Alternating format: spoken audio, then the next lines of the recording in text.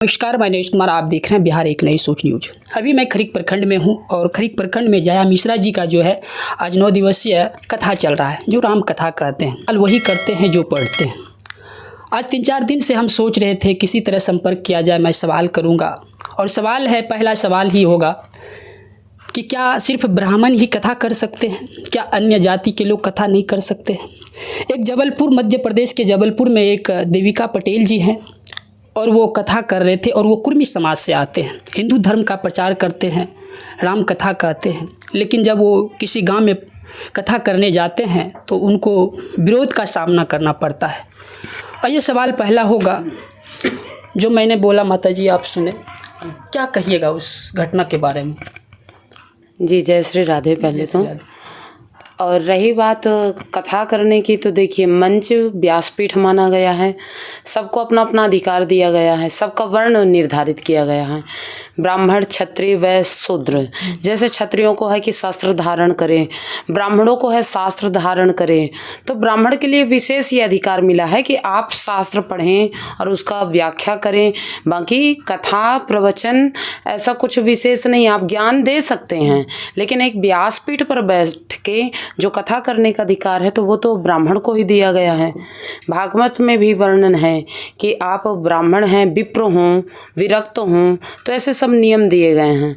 फिर अब आज स्वतंत्र भारत है, किसी को ज़्यादा कुछ कहा नहीं जा सकता है, तो बस मैं इतना ही कह सकती हूँ इस पर। ऐसा नहीं लगता, मतलब रामायण के अगर किसी अन्य जाति के लोगों के पास विज्ञान हो, अध्ययन क्या हो, तो क्या वो लोगों में जाकर नहीं बता सकते? जैसे अभी एक हिंदू राष्ट्र के नाम लोग खूब चर्चा हो रहा है देश में कि हिंदू राष्ट्र बनेंगे, हिंदू राष्ट्र।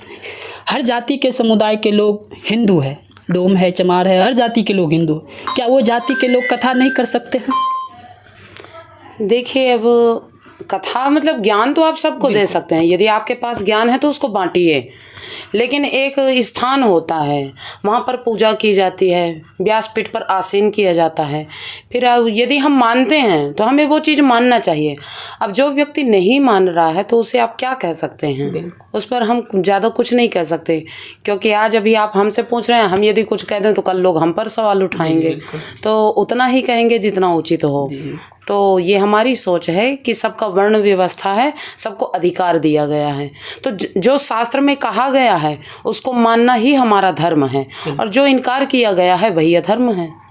तो अपना विचार है ये। चलिए, दूसरा एक सवाल है पशु बलि को लेकर। हिंदू समाज में और मंदिर में जो है बलि पड़ता है।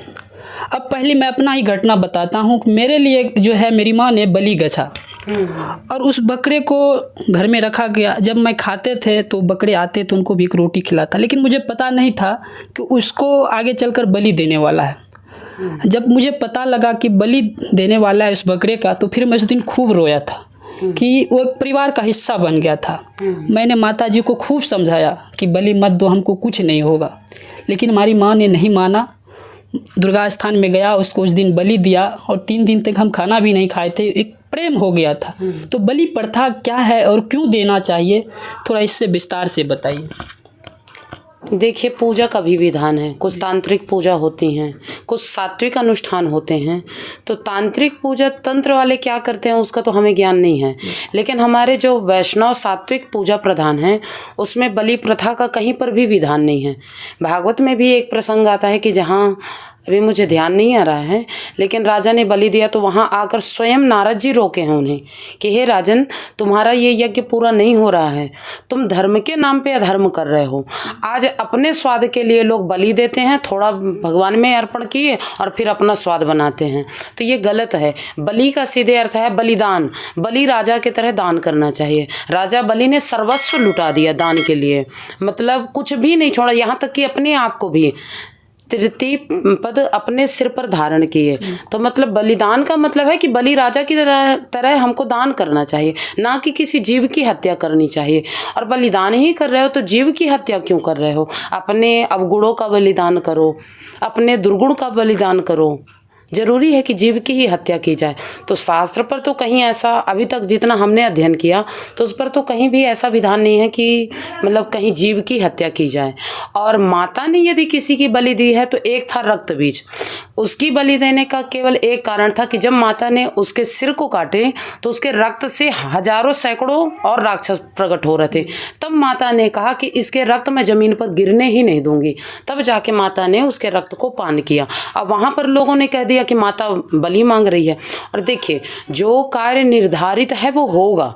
कई बार हम सोच लेते हैं हमने बलिदान किया इसलिए ये कार्य हमारा सफल हुआ। नहीं, वो कर्म यदि होना सुनिश्चित है तो वो होगा। कई बार एक संयोग बैठ जाता है और संयोग को हम मान लेते हैं कि हमने बलि दिया या फिर किसी भी जीव की हिंसा की तो इसके कारण हमारा ये कार्य सफल हुआ। तो ये हमारी कुछ गलत सोच हो जाती है। और सामाजिक ये एक कहना चाहिए विकार है अभी कि लोग अपनी बुद्धि को बदल नहीं पा रहे हैं। इतना सत्संग करने के बाद भी अभी बलि प्रथा बंद नहीं हो रही है। ये सबसे बड़ी अपने समाज की कहना चाहिए कुरीति है, ये गलत रीति है, इसको नहीं अपनाना चाहिए। बलि प्रथा पूरी तरह बंद होनी चाहिए, क्योंकि हम जितने जीव हैं इस संसार में सब माता के पुत्र हैं, संतान हैं।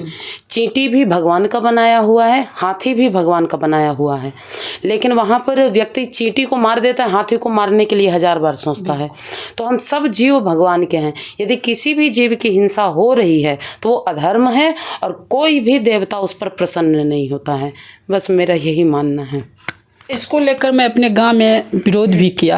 पहले 5 लोग ने मिलकर विरोध किया। अगले बार एक कथावाचक आया था जो कबीर पंथ के थे, वो कहा तो मंच पर ही मैंने ये सवाल रखा था। फिर उस कथा के बाद जो असर पड़ा उस गांव में हमारे पक्ष में 200 लोग आ गया और बलि आज वहाँ रुक गया है और बलि आज नहीं पड़ रहा है। तो मैं चाहता हूँ कि आप हर एक मंच पर जाइए, इस विषय में थोड़ा सा चर्चा और विषय रखिए।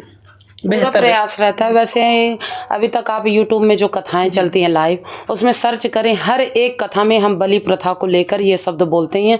यहाँ भी पूर्व में मैंने कथा की है तो 2 वर्ष कंटिन्यू बलि पर भी बोला है। और अभी भी ये रहता है कि लास्ट तक में ये सब चीज़ें हम मंच पर ला ही देते हैं। तो प्रयास तो पूरा रहता है कि लोग इसका मतलब समर्थन करें कि बलि नहीं देना है। अहिंसा परमो धर्म।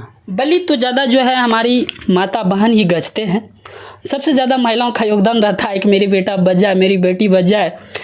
और महिला का इसमें एक और योगदान है कि वो अपने पति को, अपने बेटे को हत्यारा बना रहा है। बलि गजता है तो इसका मतलब उसका पति या किसी का बेटा उस बकरे को काटता है, फिर उसको हम ब्लड लगाते हैं। मंदिर में जाते हैं हम लोग एक शांति के लिए, लेकिन वहाँ बच्चे को ले जाते हैं, फिर एक हत्या और एक मर्डर देखते हैं। तो इस चीज़ पे थोड़ा सा माताओं में क्या है, श्रद्धा भाव बहुत ज़्यादा होता है। कई बार हमारी श्रद्धा भाव गलत रास्ते पर चल जाती है।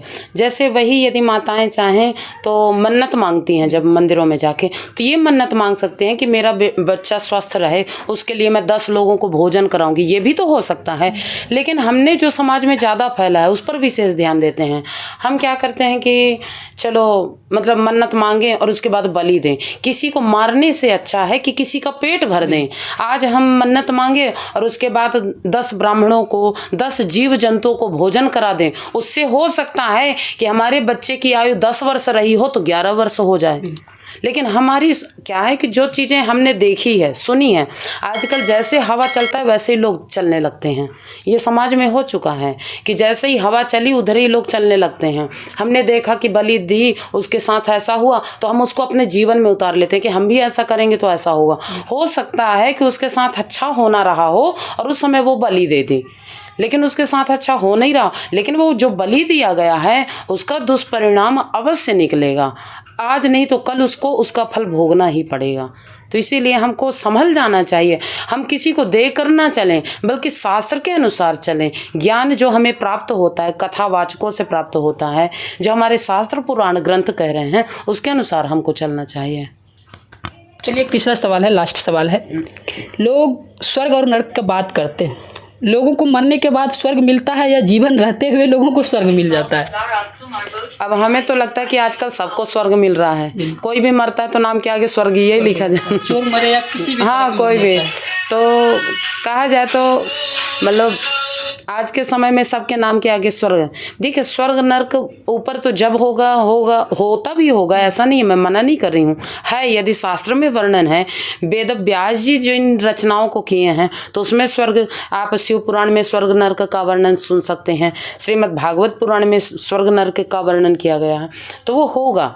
लेकिन मेरा मानना है कि यदि हम अच्छा करेंगे, हमारे कर्म अच्छा होंगे, तो ऐसा नहीं है कि हमको नर्क में जाना पड़े। आज भले हम पूर्व जन्म का कुछ भोग रहे हों, अभी हमारे साथ अच्छा नहीं हो रहा है, लेकिन यदि हम अपने कर्म को अच्छा ही करते रहेंगे तो आगे चल के हमारे साथ अच्छा होगा, फिर हमको नर्क नहीं भोगना पड़ेगा। फिर कई बार होता है हम जवानी में कोई कर्म करते हैं और बुढ़ापे तक में भोगना पड़ जाता है, तो व्यक्ति का ये मानना है कि यही स्वर्ग है, यही नर्क है, हमें अपने कर्मों का फल यही प्राप्त हो रहा है। तो मान्यता के ऊपर है। यदि हो सकता है लोग स्वर्ग नर्क के ही भय से दुष्कर्म करना छोड़ दें। जी जी बिल्कुल। कुछ भी तो व्यक्ति के जीवन में कुछ ना कुछ भय होना चाहिए। यदि वो भयहीन है तो फिर दुष्कर्म करने में जरा भी विचार नहीं करेगा, और यदि कहीं ना कहीं उसके मन में भय है कि स्वर्ग नर्क होता है तो कहीं भी कोई गलत काम करने से पहले विचार करेगा। तो यदि मानते हैं आप स्वर्ग नर्क तो आपको संभल के चलना चाहिए। यदि स्वर्ग नर्क नहीं मानते तो यही मान लीजिए कि कर्म प्रधान विश्व कर राखा, और जो जस करें सो तस फल चाखा। तो यही भाव रखिए। तो चलिए देखिए, जो हम खरीक प्रखंड में है और जया मिश्रा जी जो है लगातार 2-3 साल से जो है यहाँ खरीक प्रखंड में आते हैं और कथा कहते हैं, लोगों को समझाते हैं, और कथा जब कहा जाता है तो लोगों की हज़ारों की संख्या में लोग बैठकर इनकी कथा सुनते हैं। और आपकी सेवा में जो है बहुत सारे लोग रहते हैं, तो कैसा सेवा सब कैसा आप लोगों को मिल रहा है? अभी तो ये खरी ग्राम में जैसे सबसे बड़ी बात है कि 31 वर्ष से यज्ञ चल रहा है, और ये बहुत बड़ी बात है। इस कलयुग में 31 वर्ष से लगातार यज्ञ होना, मैं तो यही मानती हूँ कि ये यज्ञ की ही महिमा है कि 31 वर्ष से यज्ञ भगवान यहाँ पर आकर विराजमान हो रहे हैं और उनकी ऐसी सेवा हो रही है। प्लस यज्ञ हो रहा है तो ब्राह्मण देवता भी पधार रहे हैं, याज्ञिक विद्वानगण, तो उनकी भी सेवा हो रही है इस ग्राम में, तो ब्राह्मण की सेवा हो रही है।